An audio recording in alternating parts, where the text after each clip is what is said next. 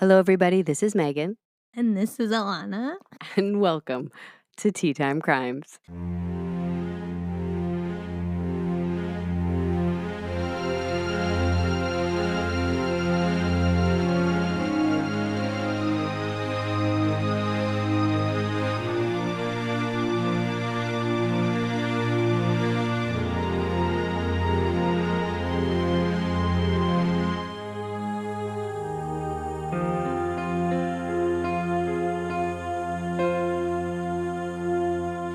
And it's our evening episode. Welcome, folks. Oh, we're recording at night, and Alana is just a masterpiece. Just boy, I'm crying. Perfection. Yeah. Okay. Well, how are you doing today? Good. I got a nice Cabernet going. I'm just kidding. I wish. Oh, I feel like people think you probably do all the time, but Yeah, it's, I don't. we usually I'm record in the always morning, sober. and that's how she is sober, folks. Yeah. Yeah. Buckle up.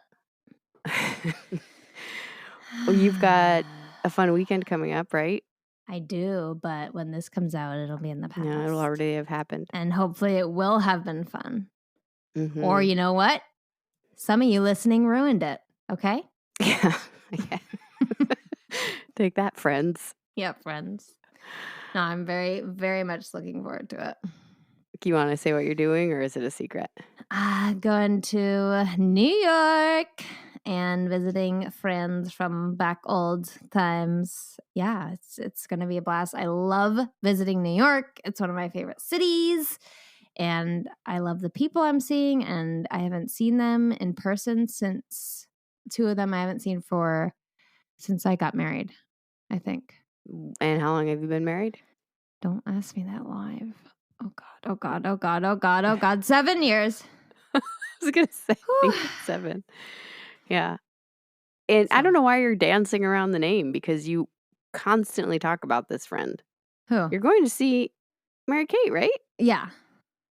Yeah, okay. I mean, Google her, Mary Kate Harp, New York. Remember that whole bit you had? Yeah. I know. Have fun with Mary Kate. Tell her I said hi, and I want her back will. on the show.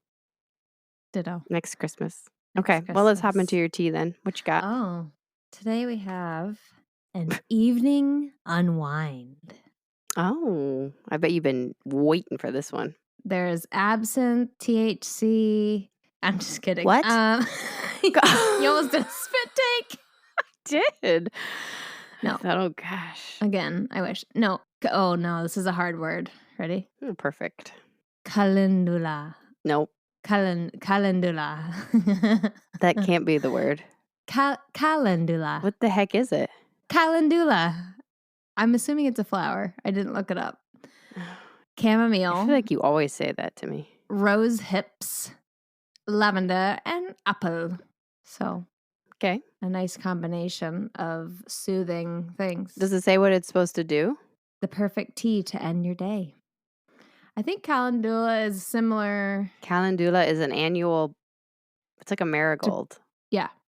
That's what it looks like anyway, to my untrained That's what eye. it looks like in the tea, actually. You would have died at how the tea looks. It looks like you pulled a bunch of wildflowers from your backyard weeding. Perfect.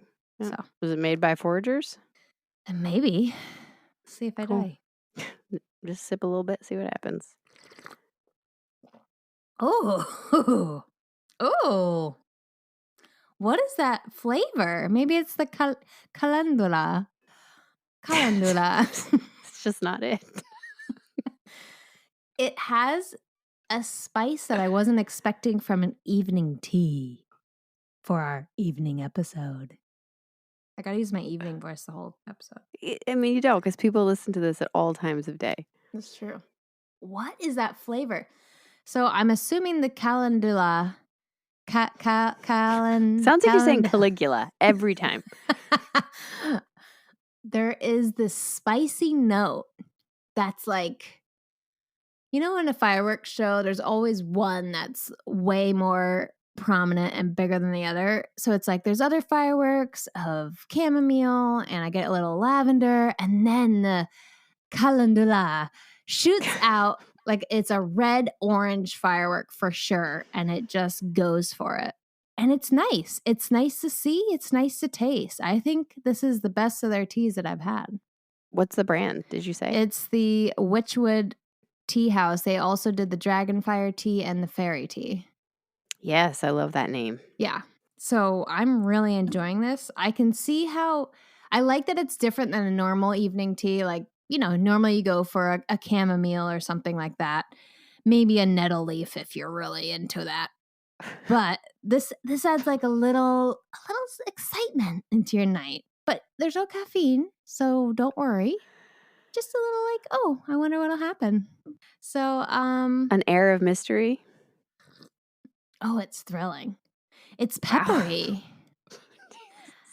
It's a thrilling thumbs up. It's so unexpected. I'm really excited about this. Great. But it's not unwinding me, so might be the wrong title. Well, you haven't given it time You're to do right. its thing. We'll see. Maybe it brings you up just to gently rock you down Oh, to that's slumber. nice. Thank you. But I'm going to have a little effect on you Oh, great. because I've got a case that's very recent. Pass. Next story. No. Shoot, I don't have anything prepared. Well, it's been a fun day. Thanks for listening. All right. I mean, we're talking, you and I might have met for the first time recent. No. I'm sorry. Yeah. Mhm. But today, I'm going to tell you the story of Kelly Brennan and Sheila Trott. These are two women whose lives intersected for nearly 20 years before exploding. Like the fireworks. Yeah.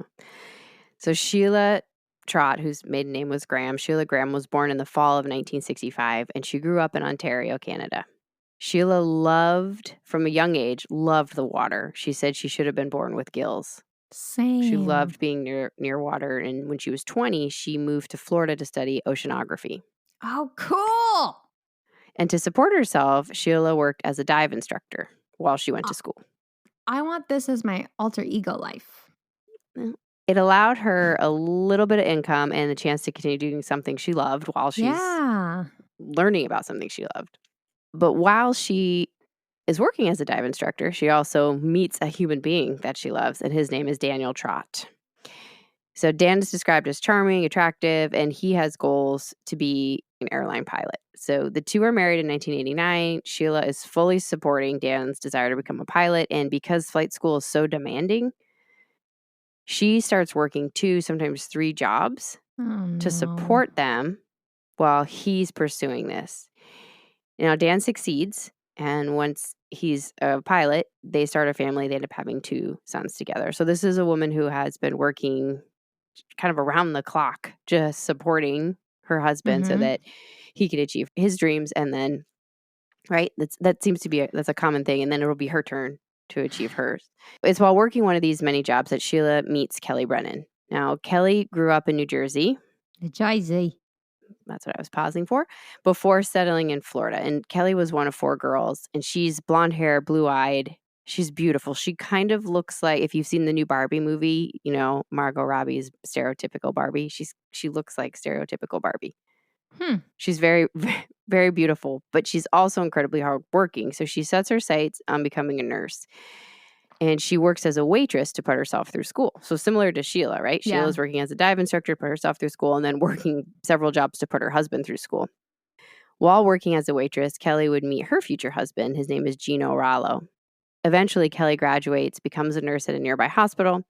The same work ethic she had before, it continues to carry over while she's a nurse. They call her the Sarge around the hospital, which I love. Like, she just keeps everything going, keeps everybody on task, that keep things moving. And she worked in a recovery unit for people who had undergone heart procedures or heart surgeries. And she's very good at being a nurse because they have something they call Kelly's Corner, where that's where the patients would go when they needed a little extra attention. They'd be assigned to Kelly. Yeah. And Kelly is doing all of this despite the fact, or maybe because of the fact, that she was diagnosed with MS at the age of 32. Oh, wow. So she knows what it's like to have a chronic illness. But instead of ignoring it, instead of hiding it, she's very vocal about it. She's very open about it. And she participates in bike rides to raise money, bring awareness. And she also does mission trips for sick children. Working together at the restaurant, Kelly and Sheila become friends. And they have goals to accomplish. And as that happens, they both move on, right, out of the restaurant life. Yeah. So Kelly ends up being a nurse. And once Dan is established, then Sheila decides to become a real estate agent. She's pretty successful. And Dan's even elected mayor of the small town that they live in Florida, Indialantic, Florida, in 2002. And he serves as mayor from 2002 to 2006. Wow. During this time period, Sheila and Kelly's lives continue to intersect. They're seeing each other in town. They're catching up at parties. They're sometimes getting together with the husbands. Mm-hmm. But they would go long stretches without talking. You have those kinds of friends, right? You don't talk every day. You sometimes don't talk for a while, but when you see each other, you catch up. It's nice to see them. You sometimes will, go on a double date or hang out with the kids or whatever it is.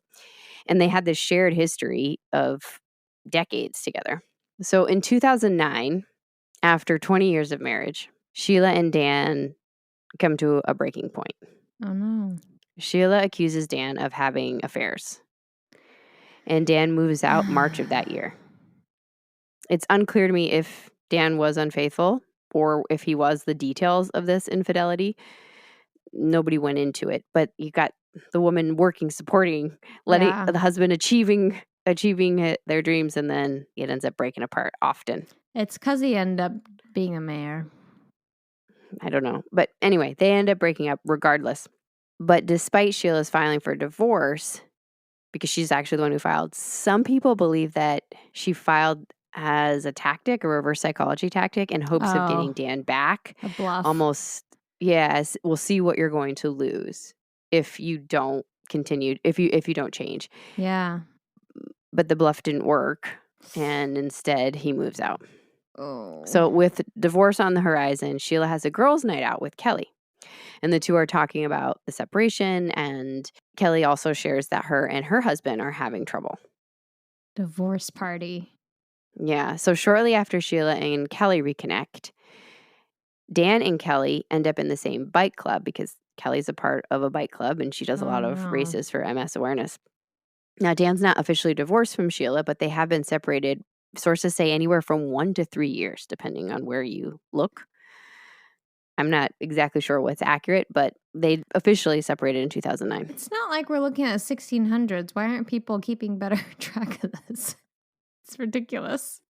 No, they are keeping track of it. I'm sure if I were to find the actual divorce papers and all that. But these are sometimes in newspapers. If you read a lot of newspapers, sometimes the newspapers get it wrong. Oh.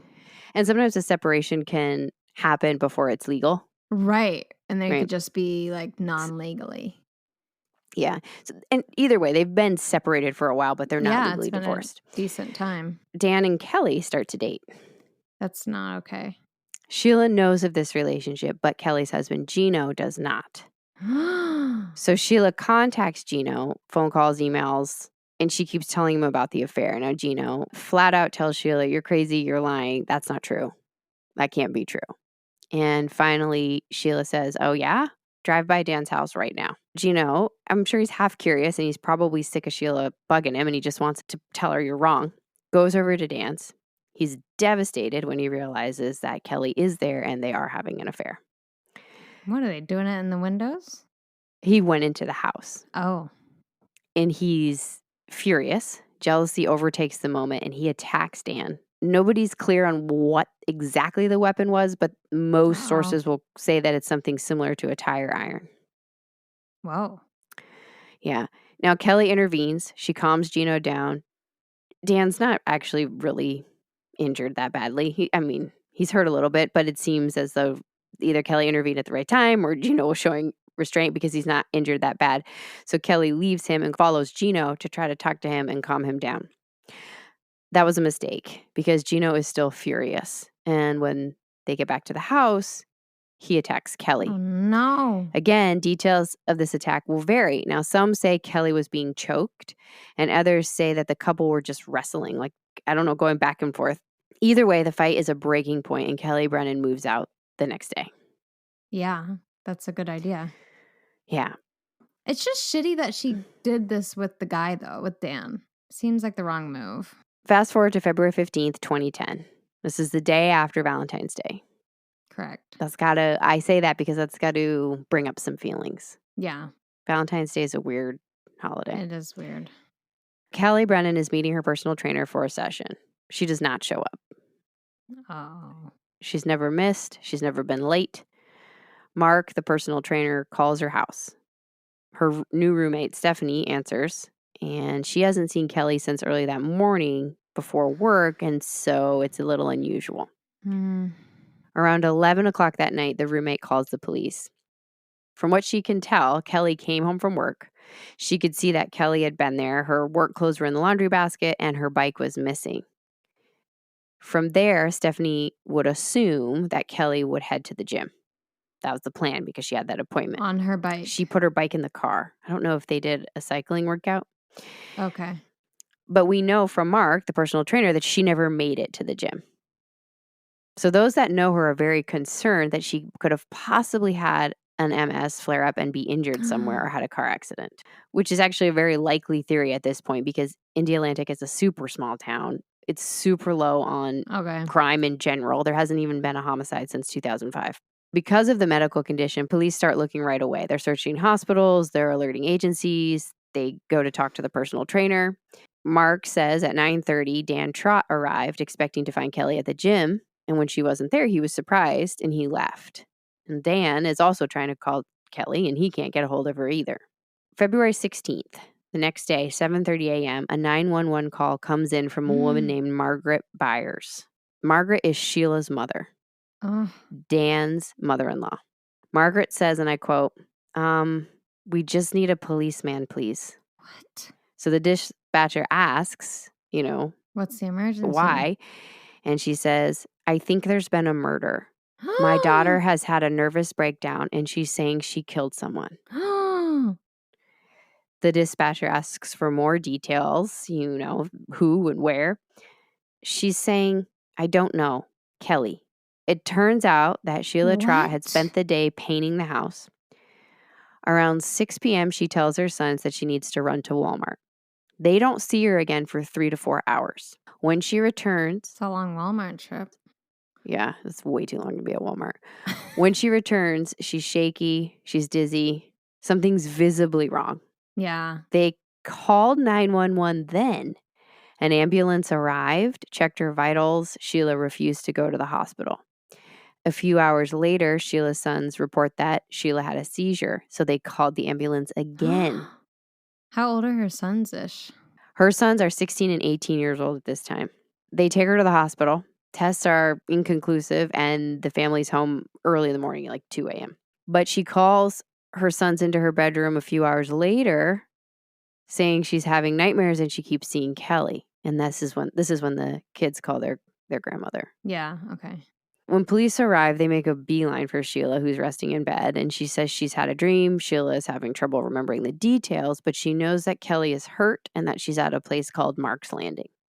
As she's relaying this, she gets a call from a friend who happens to also be a lawyer, and that friend tells her to stop talking.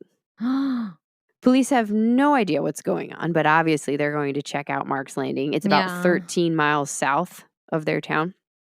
And it's a beach area with sand dunes, and the dunes are full of small brush and trees and bushes. Okay. It's pretty thick, too. So they actually have to call in air support. Wow. Yeah. So with the help of air support, they find Kelly Brennan. She's dead from blunt force trauma. Oh, my God. She has sustained several blows to the head. Now, the absence of defensive wounds leads the ME to conclude that Kelly was most likely hit from behind and didn't see it coming. The suspected weapon was a tire iron or a hammer. Initial theories believe that Kelly was attacked and then dragged to the bushes because there's no sand on her shoes or lower legs. Most of the sand is on Kelly's back, meaning the attacker probably grabbed her ankles and pulled the body into the brush. Kelly's 2001 Honda Passport is later found abandoned in a parking lot of a condo complex about half a mile from her house, which would be about a 5 to 10 minute walk, depending on how fast you're walking. Investigators come to one conclusion, that Sheila had to have been at the scene, either as the murderer or as a witness. Yeah. And the lead investigator, he doesn't discount psychic visions, but he said in his experience, he has never heard of a vision that is this specific. Right. I mean, this isn't a Halloween episode, folks. No, she had to have been there. So there's lots of possible suspects in Kelly's orbit. So police start by talking with Dan, obviously. He'd been in Atlanta the entire day. He'd called Kelly around 6:30 to make plans for later that night. His flight was running a little late, but when he got in, he planned to meet her at the gym. From there, the two were planning to go back to his house. He arrived at the gym, just like Mark, the trainer, said, between 9:15, 9:30. And they rule out Dan because almost every minute of his alibi is accounted for. He was on a plane, and then he was at the airport, and then it took time to get from the airport to the personal trainer. He went straight there. Now, the police also ask him about his relationship with Sheila, his soon-to-be ex-wife. They're getting divorced. It's not a good time. But Dan says Sheila was very upset about his relationship with Kelly. Well, yeah. They also talked to Gino, right? Gino's not happy about this either. Gino had attacked Dan in a similar manner, possibly with the same weapon, right? They first hypothesized that it could have been a tire iron. Plus, you always start with the spouse. Yeah. Now, Gino fully cooperates. He said he found out about Kelly and Dan through Sheila, and he was devastated. And he had a moment of jealousy, and he was hurt. He said that he talked to Kelly that day as well. He talked to her around 7 or so, maybe a little later, making him probably the last person that she spoke to. Because the murder happened between 7 and 9. Okay. However, Gino had spent the day in Orlando, which is about an hour and a half away. Okay. He's in the restaurant business still. He was getting a new restaurant set up. So he was surrounded by employees. He was there all day. Who saw him, etc. But he made his way home. And as he's making his way home, lucky for him, he stopped for errands. So he has several time-stamped receipts of places that he was along the way home. There you go. Particularly, he stopped at Walgreens to pick up a prescription, and he has the timestamp, plus Walgreens has him on their security footage. Nice. So he's cleared as well. The police also want to talk to Sheila again. Sheila is no longer interested in talking. Interesting. Police circle back to their theory that Kelly was actually killed at a different location than Mark's Landing. And they start at Kelly's house. They notice tire marks in the grass, and the grass has been disturbed. They describe it as water damage, but if you look at the crime scene photos, it almost looks like when you have some sort of like a kiddie pool or something on the grass and then you move it.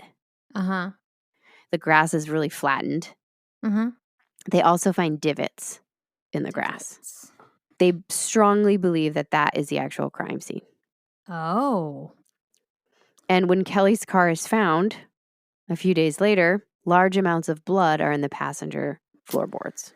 Well. So the working theory is Kelly gets home from work, she changes into her gym clothes, she puts her bike in the car. Remember, she's meeting that personal trainer around 9, so she's probably outside between 8:15, 8:30-ish, right? It's pretty late for her to work out. I know, that's what I was thinking too, but then I thought, well, 1, she's a nurse, so she probably keeps weird hours. Yeah. And 2, Dan was coming home late from that flight, and they were meeting there. So outside her car, she's attacked from behind, hit in the head several times, and then Kelly's car is probably pulled into the yard, which accounts for the tire tracks. And the attacker put her body in the passenger side, drove it to Mark's Landing, abandoned the car in the condo complex later. But where was the actual attack outside? Yeah. Like in the front yard? Yeah, right? How are there not more witnesses? What's happening? I mean, it's February, so it's dark already. In Florida, though. Well, it's still dark in Florida. The sun still sets. But people are still out. Well, sure. Lights, but street lamps. Like, what's happening, guys? Pay attention. There's only one witness in the neighborhood who said he saw anything, and it's a man who says that at 8:30, he saw a woman standing in Kelly's front yard. Blonde hair, dressed in white. He also saw a light-colored car in the area. If he had to guess, he'd say that was also white. Sheila has blonde hair and a white car. To be fair, Kelly also has blonde hair, but I assume the police asked, was it Kelly? And he could differentiate between the two. You'd hope so. Now, obviously, at this point, investigators have one very solid suspect, and that's Sheila Trott. Yeah. She has motive. She has opportunity. She has no real alibi. And she knows where the body was. Right. The problem is they have no physical evidence. There's no DNA evidence on Kelly's body. There's no evidence, physical evidence at the scene of the crime. Police get a search warrant for Sheila's house and car. Nothing's found in the house. However, on the show Snapped, it's the only show that reported on it. None of the papers reported it, none of the other documentaries. They said that blood spatter was found on the door of Sheila's car, just a little bit on the outside that matched Kelly Brennan. Well, there you go. With that, Sheila is arrested. The wheels of justice are moving kind of slow because it takes 4 years for the trial. Whoa. But when it does happen, there are several new pieces of information. So Sheila's sons have new details to add to that night, and so does Sheila. Sheila's sons state that Dan was the one wanting the divorce, and Sheila was very upset and had really been struggling with this. And they recount what happened the day of the murder. Like they've said before, Sheila had been painting. She did her Walmart run. She came back hours later, visibly upset. Paramedics are called twice. They take their mother to the hospital. But Sheila kept saying she had a dream that she killed Kelly. So the boys think she's having some sort of episode, and they don't believe her, so they decide to call her bluff. They say, fine, if you killed Kelly, show us where she is. They are fully thinking, again, they're 16 and 18. They're making the logical assumption that their mother is having some sort of breakdown or break from reality. And if they confront her with reality, it'll go away. Mm-hmm. So they get in the car and they go to Mark's Landing. And Sheila walks around until they discover the body. Oh my God. Sheila then leads them to another spot along the way where Kelly's purse has been thrown. When they open it up, they see Kelly's ID. That's when they say to their mother, this is your problem.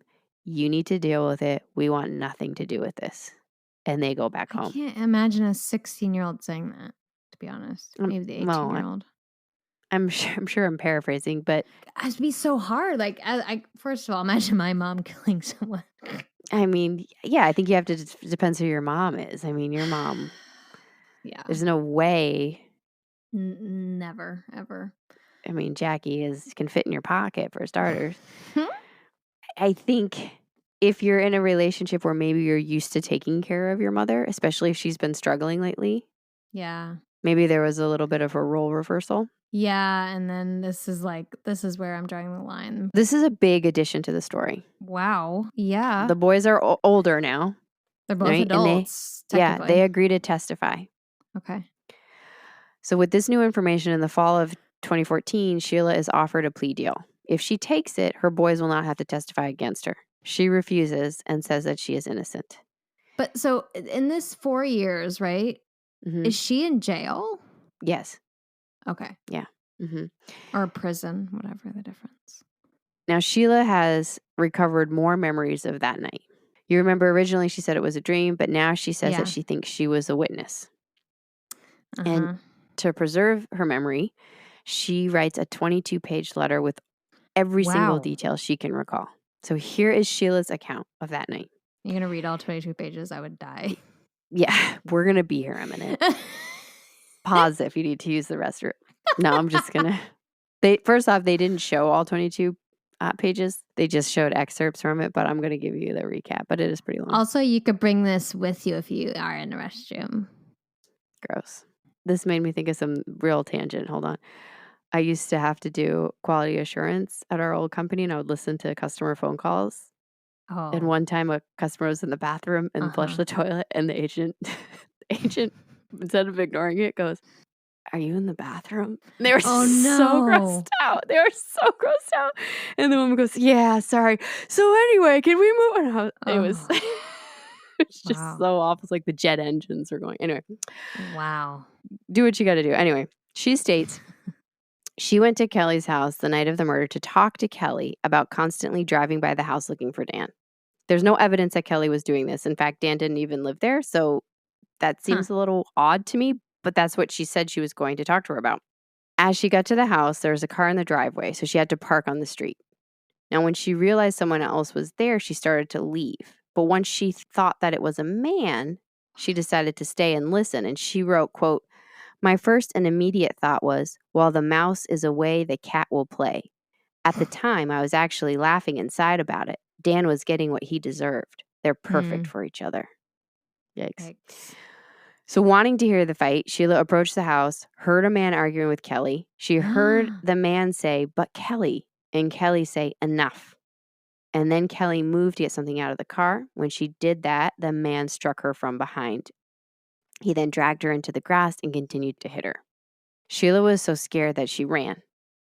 She said she didn't make it very far before she started to wobble. She ran into a bush. She thinks she passed out.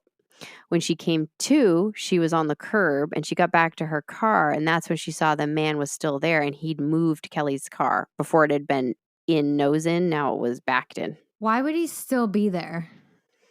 He was putting the body in the car, is the implication. Oh, so she was out for like 7 seconds. Yeah, I mean, a couple minutes. Yeah. I mean, when you lose consciousness, you usually don't lose it for very long. I mean, who knows?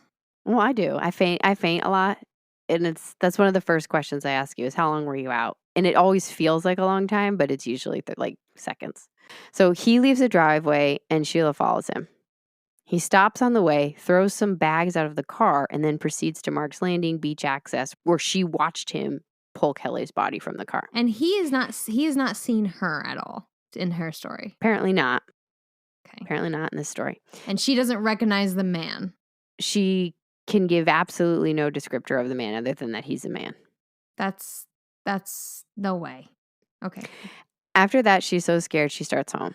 She barely remembers the drive. When she gets home, she said she got a gas can from the shed and filled her car up because she had a meeting the next day and didn't want to stop for gas. No. She says she doesn't know why she did this. You don't act rationally after this. When she went into the house after filling up the car, she said she started to feel dizzy, and her son asked her if she was okay. She said she thought she was having a seizure. I don't know if she was, but you're not conscious for a seizure. Right. So it seems unlikely. She was probably having a panic attack. Sheila described it as her speech was slurring, her head was moving involuntarily, but her face and legs were numb. So that's when the ambulance was called the first time. And then the second time she was taken to the hospital. Now, once she got to the hospital, the kids called their father because they're scared. Yeah. And Sheila was told by the staff that her husband was there, and she said, "I don't have a husband." Ooh. Sheila says that the doctors told her they wanted her to stay for observation because there had been something found in her blood work, but she refused and left. Huh. Now, when she went home, she had the nightmare of Kelly, or maybe it was a flashback. She's not sure. The kids drive her to Mark's Landing to show her that, right? It's like looking under your bed for monsters. It's not really there. But it is. But when they go to Mark's Landing, they see legs in the bushes and they leave. That would scar them for life, too. They go to the abandoned lot where they find the purse. Now, the boys say they don't know what happened to the purse, but Sheila in her letter says that they brought the purse home. And it was then that she knew she had to go to the police. So she got in her car again. But on the way to the police station, she started to worry she had done something or that she would be blamed. And so she put everything in a garbage bin and it was trash day. The purse was never recovered. What? That's a lot. Yeah. Sheila is unable to provide details about the attacker, other than that he was a man of average height. Pale. And Sheila believes that she witnessed it, but that she did not commit the murder. She said there's no DNA evidence on her, nothing on her clothes, no signs of being in a fight. She also claims that she had absolutely no motive to kill Kelly. Now, Sheila says, on that fateful girls' night where they reconnected, she told Kelly her and Dan would be perfect for each other, and she pushed them together in order to speed up her divorce. Now, Sheila says, quote, "I said, you know something, Kelly? You and Dan would be perfect for each other." And she just perked up and she said, "Really?" And I said, "Yeah. But Kelly, you're going to have to lose weight." Excuse me? That's what she said to her. Okay. I don't know if that's just a weird edit on 48 Hours part. I mean, that's very strange. And also, it's all obviously an insult, the whole thing. Well, also, I feel if you're trying to get out of a bad marriage, okay, let's try to put ourselves in this situation. I'm trying to get divorced from Brad because I don't want to be with him because he's cheated on me 100 times. And I'm like, you know what, Alana, you should date him. Like, why would right? Well, you two are married, but besides you, why would I hook my friend up with him? Wait, but we're already together, I thought. No, she's saying this is before. She's saying she's saying she pushed Kelly and Dan together. Before they started the affair. Before the affair, yes. What? She's saying she had no motive because she matched made them together. But then why would you do that? That's such a mean thing to do to your friend if you really think your husband's a terrible person. And Dan said that Sheila was really upset about it. Yeah, and so did the kids. Plus, so did Gino. It's bullshit. It doesn't hold a lot of weight, in my opinion, but that's what she said. Holds a lot of poop. 48 hours, the interviewer pushed back, and Sheila says she is innocent. She had no reason. Wait, she's on the TV thing? Mm-hmm. Yeah, she's on the TV thing. You can have prisoners on there? Yeah. Have you never watched Dateline? No, of course I haven't. Oh my God. Yeah. I hate that stuff. Oh yeah, obviously. They constantly will go in and interview. Oh my God. It seems a little voyeurism. No, I mean they're in a room. They don't just like put a webcam in the corner of their cell and hope for the best. No, I know, but it's just wow. Okay. I mean, I think it gives people a chance to get their story across. Yeah. Many of the people we've talked about, I watched their interviews from prison. Oh, wow. Like Jean Harris, remember her? Yeah. Yeah, she had several prison interviews with Barbara Walters. Yeah, I remember that. The trial begins in September 2014, and the DA has a very different theory than what Sheila has just relayed. They believe Sheila was extremely jealous of Kelly and did not set her and Dan up, as she claims. They believe the divorce was due to Dan's infidelity, and this was possibly a move to get him back by filing the divorce. Mm-hmm. And when that didn't work, when Dan seemed to be moving on, she became enraged. They say Sheila's constant messages to Gino is proof of this. Yeah. Because that means she was not fine with the situation. Right. They also think that she was trying to push Gino to bust up the affair for her, either by getting Kelly back or possibly by hurting Dan, which almost happened. It did. And when that didn't work, then Sheila planned her attack on Kelly. They believe that she purchased some sort of protective gear, which is why no evidence was on her clothes. They think the witness saw her in white. They think she probably had a gown. Like one of those white like hazmat or paint suits on. They also believe because she was a real estate agent that she would have known about Mark's Landing and maybe even had access to empty houses or condos where she would have cleaned up. Oh. Now, as far as no evidence of a fight, meaning no defensive wounds or marks on Sheila, they say that's because Kelly was hit from behind and did not have time to fight. The prosecution says that the letter recounting her witnessing the murder, they believe, is the work of a guilty conscience. Mm-hmm. That it's actually her story. That's what they think. So the defense argues that there is no real physical evidence and that Sheila couldn't have done it herself. She couldn't have moved the body. They go with the old Sheila's tiny defense. Come on. They recount her story. They explain that she witnessed it. On September 16th, Sheila is found guilty of first-degree murder and she's sentenced to life in prison. Now, she maintains her innocence. Her mother and her sons believe her and stand by her. They do not think she is responsible. And her mother, Margaret, feels so terrible for how she wishes she never called 911 that day. I mean, I know, that's a tough spot to be in. Yeah, I think she did the right thing.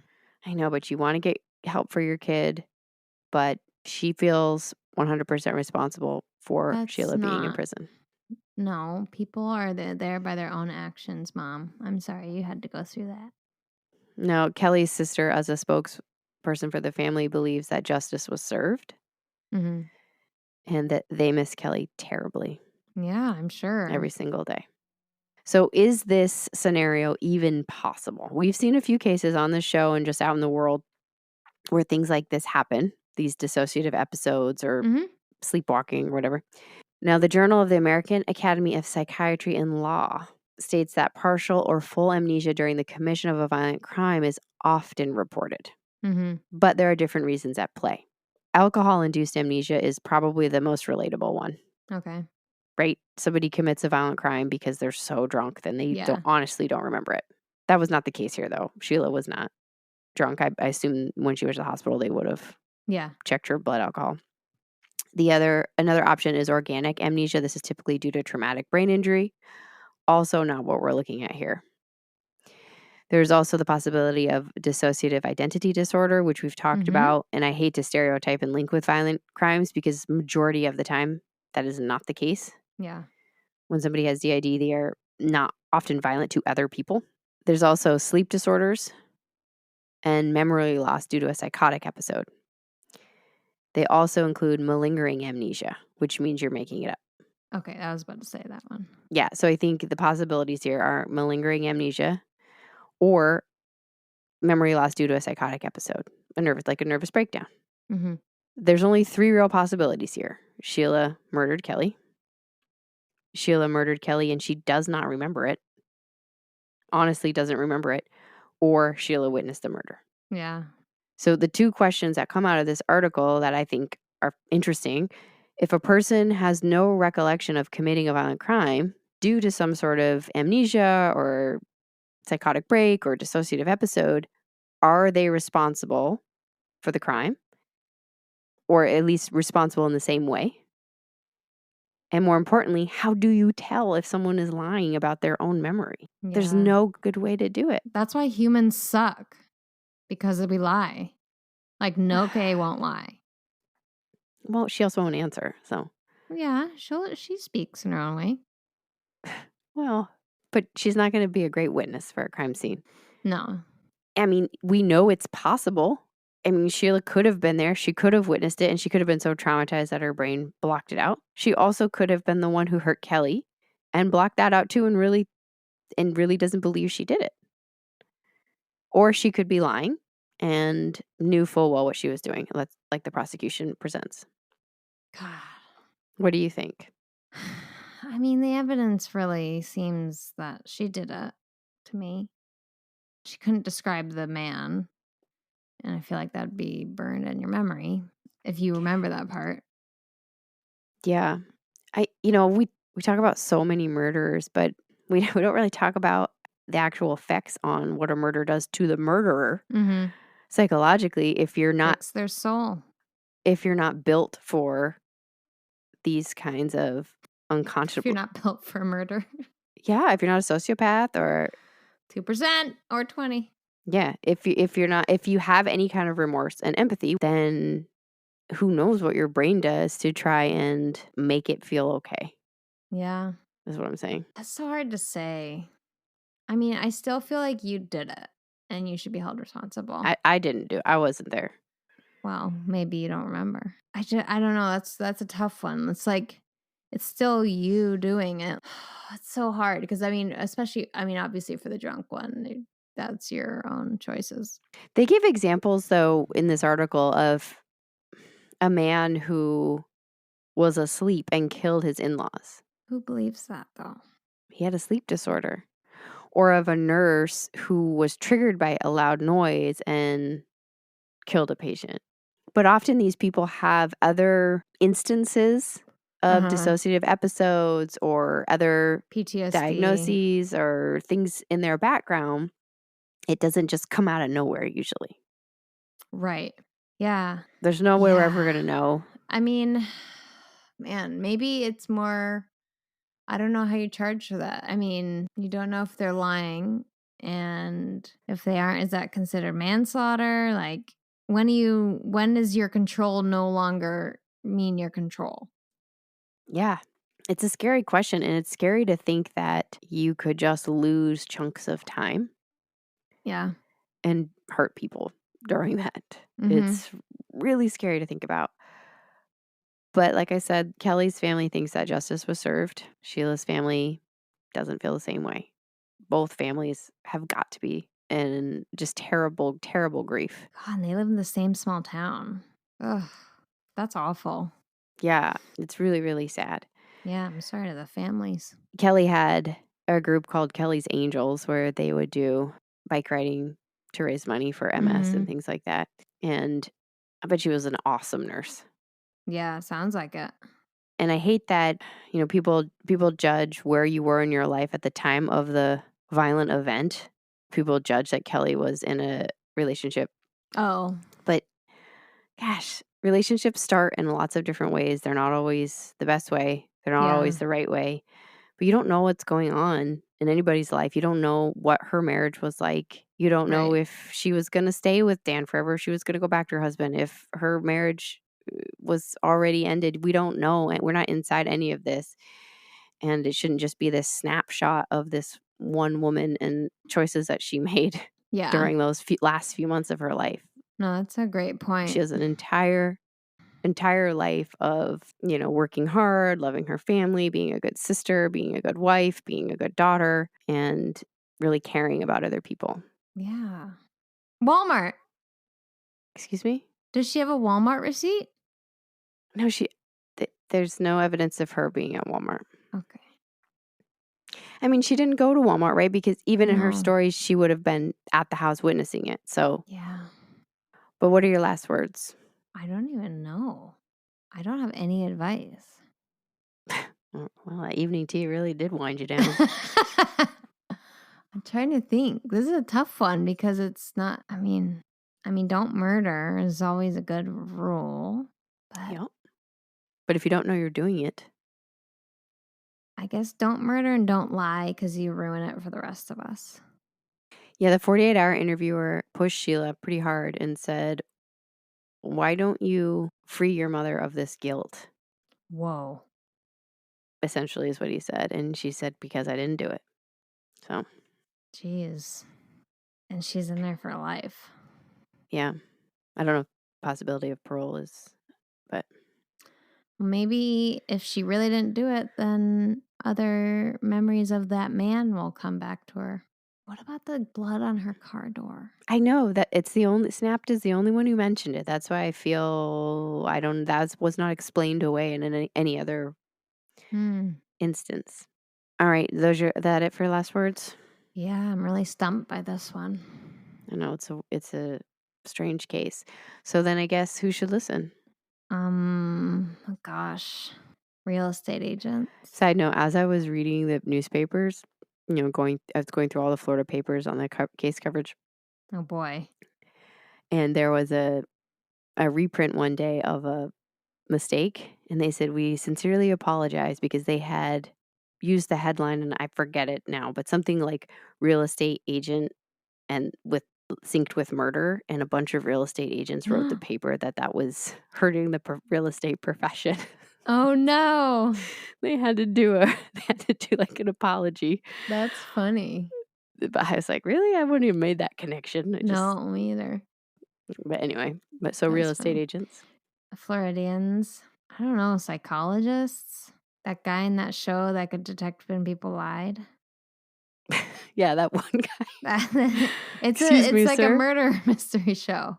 How do you know about it? You've never even seen Dateline. And I know exactly who you mean. You mean the blonde hair, blue-eyed guy. It's fictional. Yeah, I know. Is that who you mean? Mm-hmm. Yeah, what is the name of that show? The Mentalist. Yes, I know exactly what you meant. My parents love that show. I haven't watched it. Yes, of course they do. And as do I. Yeah. I mean, I like some. I like Monk. I like Poker Face.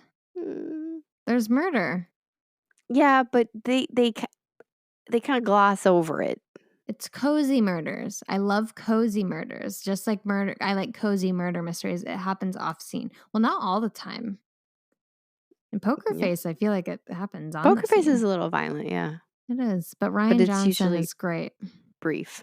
All right, so the one man from Mentalist, if you're listening, sir. Anybody else? That's it. We're gonna end on that quality. All right.